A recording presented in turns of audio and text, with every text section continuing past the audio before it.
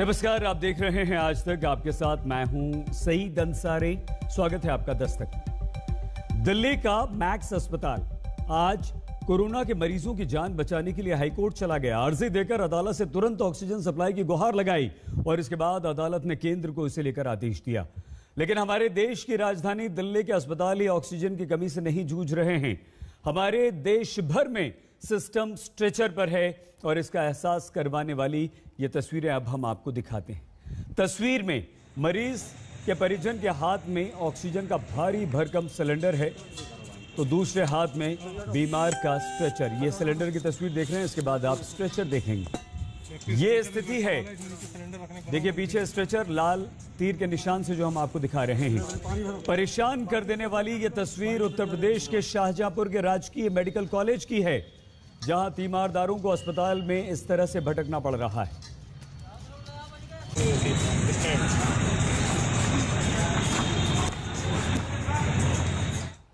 और आपने देखी है तस्वीर अच्छी तरह से, इसीलिए आज आपको स्ट्रेचर पर दम तोड़ते हुए उस सिस्टम के खिलाफ दस्तक देनी है जिसकी काहिली चौतरफा जनता की मुसीबत को बढ़ा रही है। उसे एक एक सांस के लिए लड़ना पड़ रहा है, तो दूसरी दस्तक भ्रष्टाचारियों से सिस्टम की उस मिलीभगत के विरुद्ध आज आपको देनी है, जिसके कारण से ऑक्सीजन की कमी भ्रष्टाचारियों के लिए लूट का एक बेहद सुनहरा अवसर बन गई है।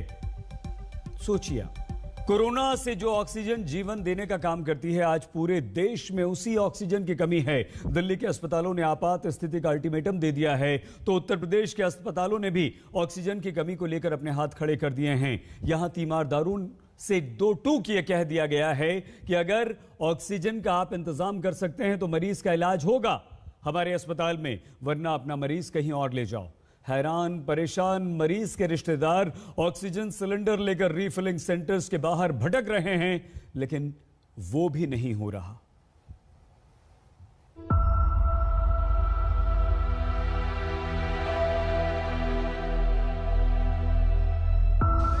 बाहर वाले जो मर रहे हैं, सब रो रहे हैं, चिल्ला रहे हैं और हम लोग खुद ही परेशान हैं। हमारे घर में मरीज जो है सब मरा जा रहा है।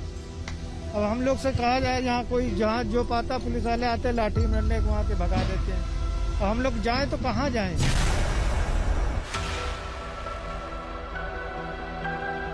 क्या करें, कहाँ जाएं? अस्पताल वालों ने लिखित ले लिया कि आप अगर सिलेंडर ला रहे हैं तो इलाज होगा। अगर वाले कह दे रहे कि सिलेंडर लेके आइए, नहीं तो लेके आइए तब हम इलाज करेंगे, नहीं तो आप अपना मरीज कहीं भी ले जाओ, हमारी कोई रिस्पॉन्सिबिलिटी नहीं है। अब हम लोग कहाँ जाएं, क्या करें? उत्तर प्रदेश की राजधानी लखनऊ एक एक सांस के लिए जनता झोली फैलाए भटक रही है। गैस एजेंसियों के सामने कठोर तपस्या कर रही है ताकि उसे वो वरदान मिल जाए जिसका नाम ऑक्सीजन है। और ये समझ लीजिए कि सिलेंडर नहीं मिला उसको, तो समझ लीजिए उसका बचना नामुमकिन है। हम लोग रात से लगे हैं लाइन में, अब कह दिया गया कि सिलेंडर यहाँ पर नहीं है। आप बताइए, नहीं मिलेगा, हमारा बच्चा बचेगा कि मर जाएगा? लखनऊ में ऑक्सीजन की इतनी कमी क्यों है? क्यों गैस एजेंसियों के बाहर खड़े लोगों को घंटों इंतजार के बाद भी भगाया जा रहा है? इसकी हकीकत जानने के लिए आज तक संवाददाता कुमार अभिषेक नादरगंज इंडस्ट्रियल एरिया के सबसे बड़े ऑक्सीजन प्लांट के बाहर पहुँचे, जहाँ आज तक की टीम को देखते ही घंटों से परेशान लोग फट पड़े। सुबह से लगे हुए 5 बजे लाइन पे सर, मरीज घर पे पड़ा हुआ है। हमारा 5 बजे से दौड़ रहे हैं, यहाँ से लाठी लेके चार्ज कर रहे हैं। लाइन लगे, नंबर आया तो भगा दिया, सिलेंडर लेके भगा दिया उन्होंने। परेशानी हो रही है अब यहाँ पे रोते हुए परिजन हैं। हालात आप समझ सकते हैं किस कदर हैं। लोग इस तरीके से अपनों के लिए सिलेंडर लेकर के लाइन लगा रहे हैं। किस तरीके से आप लोग अपने घर के लिए ले जा रहे हैं, अस्पताल के लिए? घर के लिए, पर्सनल घर के लिए ले जा रहे हैं। खराब एटीट्यूड है, पुलिस का जो रवैया बहुत ही खराब है। मेरा पेशेंट हमेशा लिया जाता था, लेकिन आज यहाँ के गैस दिलाइए सर, यहाँ पे गैस दिलाइए। और हम लोग परेशान प्यासी लगा ये लोग दे नहीं रहे सिलेंडर। देखिए ये बताइए, हम लोग ये चीज हमारा पेशेंट मर जाएगा इस वजह से। सुबह पुलिस रवैया, लाइन पे एक भी गैस नहीं मिली सिलेंडर। लखनऊ में ऑक्सीजन सिलेंडर लेकर जनता इसीलिए मारी मारी फिर रही है क्योंकि अस्पतालों में ऑक्सीजन की कमी से मरीजों की जिंदगी खतरे में आ गई है। शहर के बड़े और निजी अस्पताल मायो मेडिकल सेंटर ने तो बाकायदा नोटिस लगाकर तीमारदारों को ऑक्सीजन की किल्लत के चलते अपने मरीजों को दूसरे सेंटर में ले जाने के लिए कह दिया है। एक सवाल करना चाहते हैं। अभी कुछ दिन पहले सुनने में आ रहा था सैकड़ों टन गैस आई, गई कहाँ वो, किसको मिल गई? जाके किसी भी आप गैस एजेंसी पे चले जाओ ऑक्सीजन लेने के लिए, कहीं नहीं मिल रही है गैस। लोग सुबह 6-6 बजे से लगे हुए हैं सर, और ये ऑक्सीजन को हम घर में जाके बेच नहीं लेंगे या कुछ इस्तेमाल नहीं कर लेंगे, पेशेंट के लिए चाहिए जो मर रहा है। तो अब तक लोगों की बातचीत के आधार पर कहा जा सकता है कि लखनऊ में अस्पतालों ने ऑक्सीजन लाने की जिम्मेदारी तीमारदारों पर डाल दी है। मरीजों के रिश्तेदार गैस एजेंसियों के चक्कर लगा रहे हैं, लेकिन पुलिस के डंडे खाकर भी बैरंग वापस लौटने को मजबूर है। हम और भी दिखाते हैं, ये लोगों की परेशानी है। 24-24 घंटे से लोग खड़े हैं। कुछ इस तरीके से लोग अपने घरों से लेकर निकले हैं, लोगों को मिल नहीं रहा। आप लोग को मिला कि नहीं मिला? 3 बजे से खड़े लेन में, 3 बजे से लेन में खड़े, नहीं मिला भाई 3 बजे से। बेटी हमारी है अवतार हॉस्पिटल में एडमिट है, वो ऑक्सीजन पे चल रही है, उसका लेवल घटता चला जा रहा है। कोविड की जांच के लिए गए हैं, अभी रिपोर्ट नहीं आई है उसकी, और ये समझ लीजिए कि सिलेंडर नहीं मिला उसको, तो समझ लीजिए उसका बचना नामुमकिन है। हम लोग रात से लगे हैं लाइन में, अब कह दिया गया कि सिलेंडर यहाँ पर नहीं है। आप बताइए नहीं मिलेगा, हमारा बच्चा बचेगा कि मर जाएगा? ये हालात हैं, लोगों के मरीज बहुत बुरी दशा में हैं, क्रिटिकल कंडीशन में हैं। अस्पताल वाले कह रहे हैं मेरे पास सिलेंडर नहीं, आप व्यवस्था करो आप सिलेंडर की, इसलिए सर भाग रहे हैं। क्या है सिलेंडर किराए पे, लाइन आ गई, हमारा नंबर भी आ गया, पुलिस वाले ने आए सबको भगा दिए। रात में 24 घंटे से लगे हुए सर। जयपुर से 17,000 का सिलेंडर मंगवाया सर मैंने भरवाने के लिए कि 17,000 का सिलेंडर ब्लैक में बस में आ गया, लेकिन यहाँ आया सर सिलेंडर नहीं मिला मुझे। लखनऊ में ऑक्सीजन की कमी कोरोना के रोज बढ़ते मरीजों की वजह से है। पिछले 24 घंटे में उत्तर प्रदेश में कोरोना के 33,214 नए मरीज मिले हैं, जिसमें लखनऊ का हिस्सा 5,902 है। सिलेंडर क्या? अरे भैया लाइन में लगे थे, पहुंच रहे थे, फिर भी उसके बावजूद नहीं मिला, वहाँ से हटा दिया गया। फिर एक क्या कह रहे हैं? नहीं मिलेगा। पुलिस की दादागिरी है ना। अब यहाँ के हालात देख लीजिए। आप लोगों को सिलेंडर मिला? नहीं मिला। कहाँ है मरीज? मेडिगॉन हॉस्पिटल। हॉस्पिटल में? मेडिगॉन हॉस्पिटल। हॉस्पिटल वाले नहीं दे पा रहे हैं? मेडिगॉन में हमारे जब होगा जितना एक्स्ट्रा चल रहा था वो सब लग रहा है, अब है नहीं। यहाँ से भी पुलिस वाले मना कर रहे हैं और डांट रहे हैं, मानने को खड़े हैं, क्या कर सकते हैं। आप अंदाजा लगाइए अस्पतालों के क्या हाल होंगे जहां पर मरीज भर्ती हैं। अस्पतालों में सिलेंडर खत्म हो रहे हैं, प्राइवेट अस्पतालों में वहां मरीज भर्ती हैं, और यहां तक कि मरीज के परिजन खुद अस्पतालों के सिलेंडर लेकर पहुंच रहे हैं ताकि उनको मिल सके। हम जहां पहुंचे हैं यहाँ कई लोगों के, आप भाई साहब लेकर के आ रहे हैं, मिला कि नहीं मिला? नहीं मिला भैया। लोग भी आए थे इसी के लिए? जी नहीं मिला। आपको हम दिखाते हैं कि किस तरीके से इस इलाके में ये चूंकि सिलेंडर यहाँ पर मिलता है, लेकिन क्या हो गया? गाड़ी लेके 36 घंटे हो गए हैं? 36 घंटे हो गए, रायबरेली से आए 36 घंटे हो गए गाड़ी खड़ी। कितने सिलेंडर की जरूरत है? 70 सिलेंडर है। वो रायबरेली में क्या मरीज नहीं है सर? वहाँ अस्पताल से आए? अस्पताल से आए। नहीं मिला? हाँ, सतपुत्तम गैस वाला जो गैस को प्लाटिंग करता है। हालात कुछ इस कदर खराब हैं कि लोग अस्पतालों में रहने के बावजूद इस वक्त एक एक सिलेंडर के लिए जूझ रहे हैं। हम आपको यहाँ के हालात दिखा रहे हैं। यहाँ बाकायदा पुलिस वालों को खड़ा करना पड़ा है क्योंकि सिलेंडर अब लोगों को नहीं मिल रहा। अपने लिए या किसी के लिए? भाई के लिए। मेरे भाई की तबीयत नहीं सही है, हॉस्पिटल में एडमिट है, तो जो है ऑक्सीजन कह रहे हैं लगाओगे तभी एडमिट लेंगे।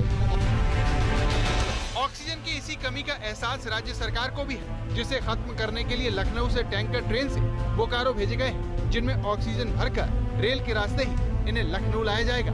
मुख्यमंत्री योगी आदित्यनाथ के निर्देश के बाद रेल और सड़क दोनों मार्गों से ऑक्सीजन की उपलब्धता तेजी से बढ़ाने के लिए सड़क मार्ग से भी टैंकर भेजे जा रहे हैं, ताकि जल्द से जल्द ऑक्सीजन की सप्लाई को सामान्य किया जा सके। आशीष मिश्रा के साथ कुमार अभिषेक, लखनऊ, आज तक। उत्तर प्रदेश की राजधानी लखनऊ में आज उस समय हड़कंप मच गया जब गोमती नगर के निजी अस्पताल ने 15 मिनट में ऑक्सीजन खत्म होने का नोटिस चस्पा कर दिया। अस्पताल के इस कदम से कोरोना के 120 मरीजों के तीमारदार बेहद परेशान हो गए और ये जानकारी मिलते ही प्रभारी डीएम रोशन जैकब अस्पताल पहुंची और कमी न होने की उन्होंने बात कही। हम इस वक्त बख्शिका तालाब में एक प्लांट में है ऑक्सीजन, जहां पर आमतौर पर आसानी से मिल जाती थी गैस, लेकिन अभी किल्लत है। तो हम यहां बात करते हैं जो यहाँ पर तमाम लोग हैं उनसे मौजूद, उनसे बात करते हैं। ये बताइए, आप प्लांट से हैं या बाहर से हैं? सर, किस तरह की दिक्कतें आ रही हैं, बताइए। दिक्कतें आ रही सर, दिक्कतें मुझे ये आ रही हैं कि यहाँ पर कुछ लोग लेटर लेकर आ रहे हैं हॉस्पिटल से। हमारी एक स्पेसिफाइड लिमिटेड मैन्युफैक्चरिंग जो आप गैस करते हैं उसकी एक लिमिट होती है, और मेरे पास अनलिमिटेड जगहों से लोग लेटर लेकर के आ रहे हैं कि हमको भी गैस दे दीजिए, पर हम बाउंड हैं। जो लोग पहले खड़े हैं सिंगल गैस सिलेंडर के लिए खड़े हैं अपने जैसे घर पे पेशेंट है, अब हम उनको रोकें या हॉस्पिटल वालों को रोकें? मैडम खड़ी है Chandrika Devi cold storage hospital से, और भैया कोई दूसरे हॉस्पिटल से आए, कह रहे हैं हमारा भी कोविड हो गया तो हमको भी गैस दे दीजिए। अच्छा, ये बताइए कि आमतौर पर जितनी डिमांड रहती थी उससे कितनी गुना बढ़ चुकी है? उससे कम। बड़ी खबर इस वक्त आ रही है, महाराष्ट्र में लॉकडाउन लगाने का आदेश दे दिया गया है। कल रात 8 बजे से पूरे महाराष्ट्र में कंप्लीट लॉकडाउन होगा। 1 मई सुबह 7 बजे तक ये लॉकडाउन चलेगा, 1 मई तक, यानी कि पूरा ये महीना जाएगा। और कल रात 8 बजे से ये लॉकडाउन महाराष्ट्र में लगेगा। वजह सिर्फ इसकी इतनी थी क्योंकि महाराष्ट्र जबरदस्त परेशान था कोरोना से, और तमाम सख्तियों पाबंदियों के बाद भी कोरोना के मामले कम नहीं हो रहे थे। हालांकि कुछ मामले कम हुए पिछले 24 घंटों में, लेकिन वो भी 50,000 के आंकड़े को लगातार पार कर रहे थे। और कई दिन से महाराष्ट्र की सरकार, महाराष्ट्र के मुख्यमंत्री उद्धव ठाकरे इस पर मंथन कर रहे थे। चर्चा और बातचीत लगातार चल रही थी कि महाराष्ट्र में लॉकडाउन लगाया जाए या नहीं। कई सारी सख्त पाबंदियां वहां पर अवश्य लगा दी गई थी, लेकिन संपूर्ण लॉकडाउन की घोषणा अब कर ही दी गई है। साहिल जोशी हमारे संवाददाता सीधे मुंबई से हमारे साथ। क्या ऐसा फैसला हुआ साहिल जिसके बाद कंप्लीट लॉकडाउन महाराष्ट्र में लगाना पड़ा? देखिए, लॉकडाउन कंप्लीट लॉकडाउन की घोषणा नहीं है। सेक्टर गाइडलाइंस दे दी गई है। जो उनका कहना है कि जो पहली गाइडलाइन थी उससे भी ज्यादा स्ट्रिक्ट ये गाइडलाइंस कर दी गई है। जो नए गाइडलाइंस है उसके मुताबिक जो गवर्नमेंट दफ्तर है वो सारे 15% अटेंडेंस से चलेंगे। बहुत धन्यवाद साहिल जोशी हमारे संवाददाता जानकारी दे रहे थे। एक बार फिर से हम ऑक्सीजन पर लौटते हैं, क्योंकि देश भर के अस्पतालों में ऑक्सीजन की जबरदस्त कमी हो रही है। कोरोना की महामारी के इलाज में अस्पताल ही बीमार हो गए हैं। राजधानी दिल्ली से लेकर देश के तमाम शहरों में ऑक्सीजन की जबरदस्त कमी चल रही है, और इस बीच ऑक्सीजन के धंधेबाज चांदी काट रहे हैं। जिस ऑक्सीजन सिलेंडर की रीफिलिंग सिर्फ 300 रुपए में हो जाया करती थी, उसके लिए 1,500 रुपए या उससे ज्यादा तक वसूले जा रहे हैं। और ये सब कुछ हो रहा है प्रशासन की नाक के नीचे।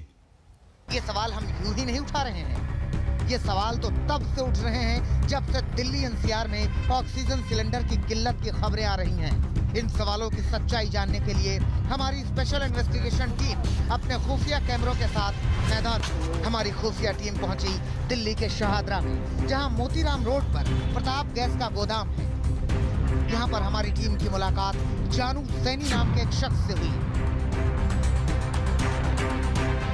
हमारे अंडर कवर रिपोर्टर ने जानू सैनी से बताया कि उन्हें ऑक्सीजन सिलेंडर की जरूरत है। अब जरा सुनिए हमारे अंडर कवर रिपोर्टर से जानू सैनी की बातचीत। कितने पैसे लगेंगे? 2,000। ये कितने किलो का है सिलेंडर? ये 47 किलो। इसमें 47 किलो गैस आ जाएगी? लीटर से आता है। अच्छा, लीटर में कितने आएगी? लीटर 47 लीटर आएगी। ये 2,000 रुपये में आप? ये 1500 में भर दोगे। अच्छा, तो कितने देर में दे दोगे? तो गाड़ी का बस इंतजार कर रहा हूँ, 15-20 मिनट, आधा घंटा। सुना, प्रताप गैस गोदाम में मौजूद जानू सैनी ने हमारी खुफिया टीम को पहले एक सिलेंडर को रिफिल करने के लिए पहले 2,000 रुपए मांगे, फिर वो 1,500 पर राजी हो गया। हम आपको बता दें कि जिस ऑक्सीजन सिलेंडर को रिफिल करने के लिए वो 1,500 या 2,000 रुपए मांग रहा है, वो अमूमन 300 से 400 रुपए में भरा जाता है।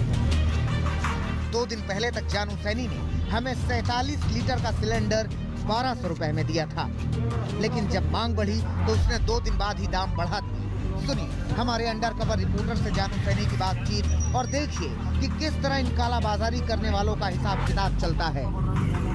परसों ही लेके गए थे भाई साहब, 1,200 रुपए आपने खुद दिया है।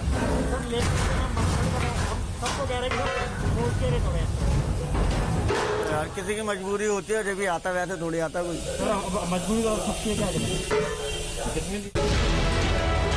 ये सौदा तो 47 लीटर के बड़े ऑक्सीजन सिलेंडर का था। हमने जानना चाहा कि आखिरकार छोटे ऑक्सीजन सिलेंडर को रिफिल कराने का क्या चार्ज होता है। हमारे अंडर कवर रिपोर्टर ने जानू सैनी से इसके लिए बातचीत की।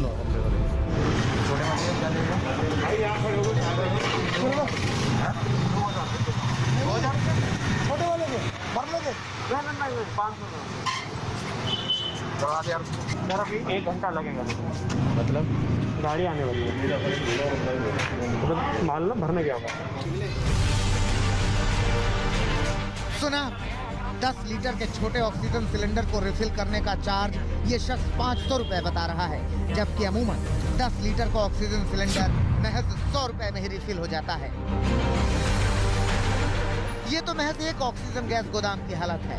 हमारी खुफिया टीम जैसे जैसे अपनी पड़ताल में आगे बढ़ती गई, ऑक्सीजन की कालाबाजारी के रहस्य से पर्दे उठते गए। चौंकाने वाले राज हमारे सामने आते गए। हमारी टीम का अगला टारगेट था Durga oxygen gas depot Shahdara. Durga oxygen gas depot पर हमारी मुलाकात हुई दुकान के मालिक एचओ मदान से। यहाँ पहले से ही तमाम लोग ऑक्सीजन सिलेंडर के लिए खड़े थे। दुकान के मालिक एचओ मदान से हमने 47 लीटर के ऑक्सीजन सिलेंडर की बात की। अब जरा सुनिए हमारे खुफिया रिपोर्टर से एचओ मदान की बातचीत।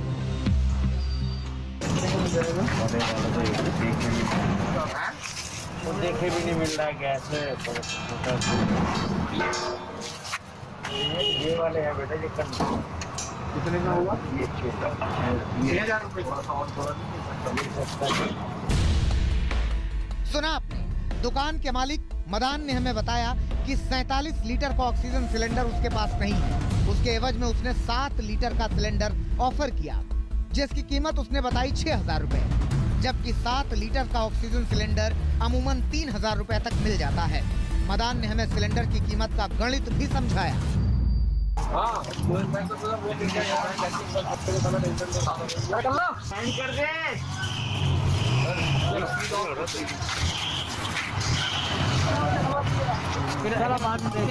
भरवाना हुआ तो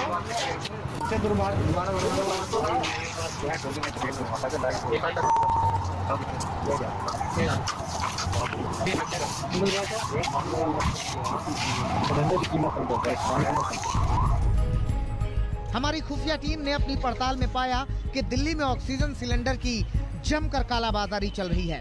2 गुना से लेकर 5 गुना तक कीमत वसूली जा रही है। हमारी खुफिया टीम दिलशाद गार्डन के सरस्वती इंटरप्राइजेज में पहुंची, जहां दुकानदार शिवम ने पहले तो बताया कि सिलेंडर खत्म हो गए हैं, लेकिन काफी मान मनौवल करने के बाद वो गैस रिफिलिंग के लिए राजी हो गया। आयो दिखाओ सिलेंडर। 2 घंटे वेट करो, 2 घंटे बाद गाड़ी आएगी, ले जाओ। कितने का होगा? ओनली गैस 600 रुपये लगेंगे। मेरी गाड़ी आएगी तब मिलेगा। दिल्ली के अस्पतालों में तमाम कोरोना मरीजों की ऑक्सीजन के बगैर एक एक सांस भारी है। खतरा बना हुआ है कि ऑक्सीजन कहीं खत्म न हो जाए। अस्पतालों में ऑक्सीजन की किल्लत लगातार बनी हुई है, लेकिन कालाबाजारी करने वाले इस आपदा में भी अवसर तलाश चुके हैं। अस्पतालों में लोग जिंदगी और मौत की जंग लड़ रहे हैं और धंधेबाज ऑक्सीजन सिलेंडर की कालाबाजारी पर उतर आए हैं। नितिन जैन और जमशेद खान के साथ स्पेशल इन्वेस्टिगेशन टीम, आज तक। बड़ी खबर इस वक्त आ रही है महाराष्ट्र से। महाराष्ट्र में कोरोना के बढ़ते हुए मामलों को देखते हुए कड़े प्रतिबंध लागू कर दिए गए हैं। कल रात 8 बजे से कड़े प्रतिबंध महाराष्ट्र में लागू कर दिए गए हैं। आप इसे लॉकडाउन कह सकते हैं, पाबंदियां कह सकते हैं। और 1 मई की सुबह तक ये कड़ी पाबंदियां जारी रहेंगी, यानी कि अब सब कुछ बहुत आसान नहीं होगा। सरकारी दफ्तरों में सिर्फ 15% स्टाफ को बुलाया जाएगा, बाकी वर्क फ्रॉम होम या छुट्टी दे दी जाएगी। शादी में 25 मेहमानों की इजाजत मिलेगी और सिर्फ 2 घंटे में आपको शादी को निपटा देना होगा। शादी का कार्यक्रम 2 घंटे में कर देना होगा। 24 घंटों में 67,468 नए कोरोना पॉजिटिव मिले हैं। 568 लोगों की मौत हुई है। और कल रात से इन लगातार बढ़ते हुए मामलों को देखते हुए सरकार ने फैसला लिया है। हालांकि पिछले कई दिनों से उद्धव ठाकरे की सरकार इस पर विचार मंथन कर रही थी, चर्चा कर रही थी कि लॉकडाउन लगाना चाहिए या नहीं, लेकिन लॉकडाउन का नाम अभी भी इसे नहीं दिया गया है। पहले भी ब्रेक द चेन का नाम दिया गया था और अब इसे कहा गया है कि कड़े प्रतिबंध हम लगा रहे हैं। कई सारी सेवाओं को, कई सारी चीज़ों को प्रतिबंधित कर रहे हैं। अब हम महाराष्ट्र में कोरोना की बढ़ती रफ्तार को रोकने का इससे अच्छा विकल्प नहीं देख पा रहे हैं।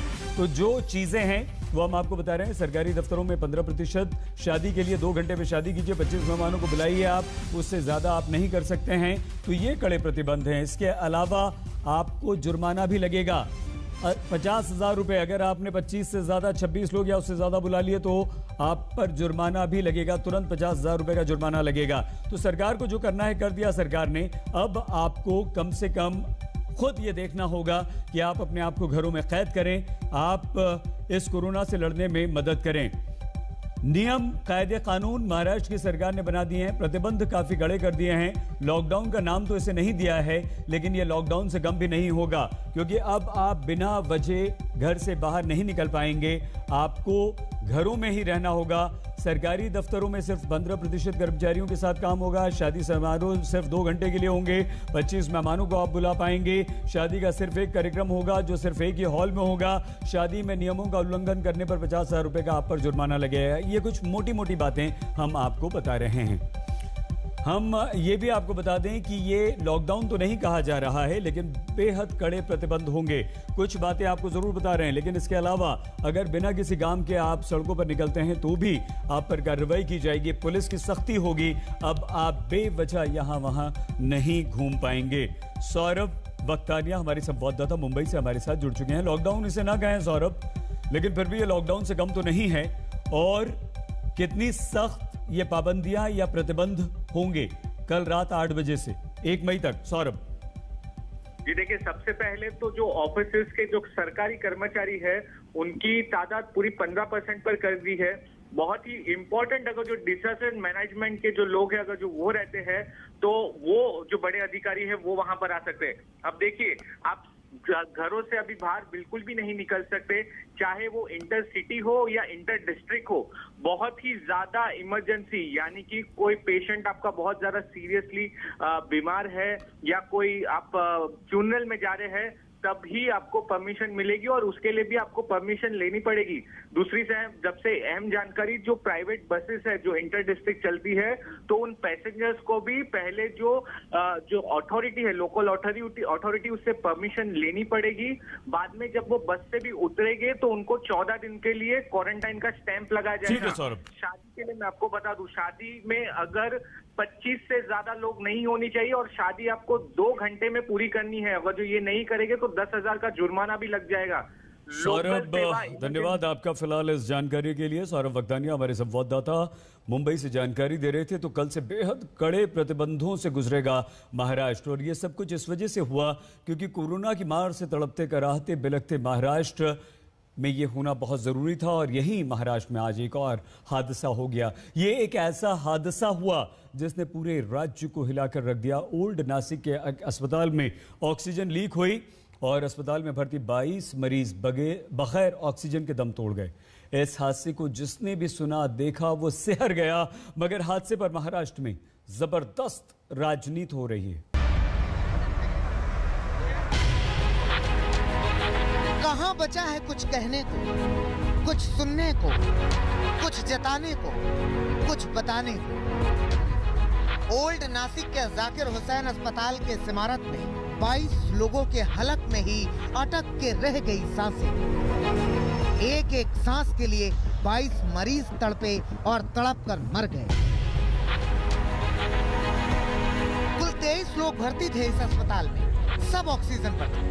अचानक यहाँ ऑक्सीजन लीक हुई। ऑक्सीजन लीक हुई तो मरीजों को ऑक्सीजन की सप्लाई बाधित हुई और ऑक्सीजन बाधित हुई तो मृत्यु लोक में बदल गया ये अस्पताल।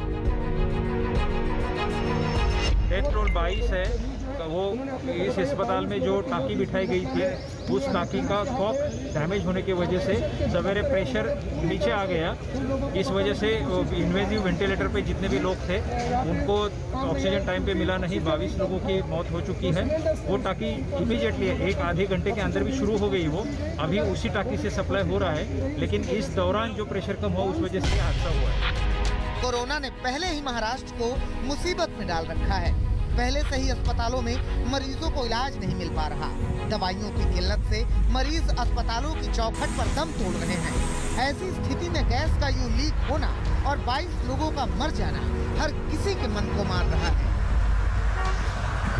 जो मिसहैप वहाँ पर हुआ है वो बहुत ही दुर्भाग्यपूर्ण घटना है और लीकेज वॉल से लीकेज हुआ और वॉल का लीकेज के वजह से प्रेशर ड्रॉप हो गया और प्रेशर ड्रॉप के वजह से कुछ ये जो इंसिडेंट हुआ है या मिसहैप हुआ है, ये कैजुअल्टीज़ हुई है, ये हुई है। मैं वहाँ पर वो ये जो हॉस्पिटल है ये महानगर पालिका का हॉस्पिटल है, यानी महाराष्ट्र में जैसा कि महानगर पालिका का हॉस्पिटल अर्बन डेवलपमेंट डिपार्टमेंट के पास होता है और मुझे लगता है कि वहाँ के कमिश्नर से मेरी बात हुई और अभी स्थिति ठीक है। वहाँ के जो लोकल गार्डियन मिनिस्टर है मिस्टर भुजबल वहाँ पर गए हैं और मैं और एफडीए मिनिस्टर भी हम वहाँ पर 11 पुरुष और 11 महिलाएं काल के गाल में समा गए और स्वास्थ्य मंत्री कह रहे हैं कि अब स्थिति ठीक है। यही स्थिति अगर पहले ठीक होती तो 22 लोगों की जान नहीं जाती। अब बीजेपी कह रही है कि नासिक में हादसा नहीं हुआ बल्कि हत्या हुई है। सरकार की बेजवाबदारी के कारण ये मृत्यु ने हत्या है। 22 मार्च को मैंने नासिक मेयर के साथ में यहाँ पर विजिट की थी। म्युनिसिपल कमिश्नर सिविल सर्जन को फोन किया था। 22 लोगों की हत्या के लिए तुरंत क्रिमिनल नेग्लिजेंस के अंतर्गत कार्रवाई होनी चाहिए। बीजेपी मांग कर रही है कि नासिक की इस घटना की उच्च स्तरीय जांच की जानी चाहिए। बहुत ही विचलित करने वाली ये सारी घटना है। मैं मांग करना चाहता हूं कि तुरंत वहां के जो बाकी पेशेंट्स हैं उनको मदद मिले। कुछ पेशेंट्स को शिफ्ट करने की आवश्यकता हो तो उनको तुरंत शिफ्ट किया जाए। उसके साथ साथ अन्य किसी अस्पताल में इस प्रकार से घटना न हो, इसके बारे में तुरंत ध्यान दिया जाए और ये जो सारी घटनाएं इसकी एक बहुत ही डिटेल्ड इंक्वायरी भी की जाए, ऐसी हमारी मांग है। हालांकि उद्धव सरकार ने नासिक के इस हादसे की जांच के आदेश दे दिए हैं। साथ ही भरोसा दिया है कि किसी भी सूरत में दोषियों को बख्शा नहीं जाएगा। प्रवीण ठाकरे, नासिक, आज तक। ऑक्सीजन की कमी सिर्फ एक राज्य की समस्या नहीं है, ज्यादातर राज्यों में ऑक्सीजन की जबरदस्त कमी है। केंद्रीय स्वास्थ्य सचिव राजेश भूषण ने देश में आज ऑक्सीजन का पूरा ब्यौरा हमारे आपके सामने रखा और ये बताया कि स्थिति कब तक सामान्य होगी। कि देश की प्रतिदिन की जो उत्पादन की आंकड़ा है वो 7,500 मीट्रिक टन है। ये क्षमता नहीं है, ये उत्पादन है और इस उत्पादन का 6,600 मीट्रिक टन मेडिकल के ऑक्सीजन के रूप में उपयोग में आता है। बढ़ाने के लिए क्या कर रहे हैं, इसमें अस्पतालों के स्तर पर pressure swing absorption technology PSA plants उन्हें कहते हैं, वो हवा से वायु को लेकर ऑक्सीजन में परिवर्तित करते हैं और अस्पताल को या तो सिलेंडर के रूप में भर के देते हैं, नहीं तो अस्पताल की जो मैनीफोल्ड पाइपलाइन है उसमें ऑक्सीजन को देते हैं। तो हमने 162 सरकारी अस्पतालों में इस प्रकार के PSA प्लांट्स की स्वीकृति विगत वर्ष दी थी, जिनमें से 33 प्लांट अभी फंक्शनल हो गए हैं और लगभग 70 से अधिक प्लांट इस महीने के अंत तक फंक्शनल हो जाएंगे। तो ये जो प्लांट हैं ये जिस अस्पताल के भीतर लगे हैं उस अस्पताल के लिए ये पर्याप्त होते हैं। देश बहुत बड़े संकट से गुजर रहा है। कोरोना बहुत ज्यादा परेशान कर रहा है। ऑक्सीजन की कमी है, बेड्स की कमी है, अस्पतालों की कमी है, डॉक्टर्स की कमी है, सब कुछ है। लेकिन आप और हम एक दूसरे के लिए सदा खड़े हैं। हौसला बनाए रखिए, हिम्मत बनाए रखिए, एक दूसरे की खूब मदद कीजिए। लड़ लेंगे, जीत लेंगे कोरोना से जंग, आप और हम मिलकर। दस्तक में आज के लिए बस इतना ही। अपना नमस्कार, मैं हूं अंजना ओम कश्यप। हमें उम्मीद है ये वीडियो आपको पसंद आया होगा। लेटेस्ट खबरों के लिए यूं ही देखते रहिए आज तक और इस वीडियो के पसंद आने पर लाइक, शेयर एंड सब्सक्राइब करना ना भूलें।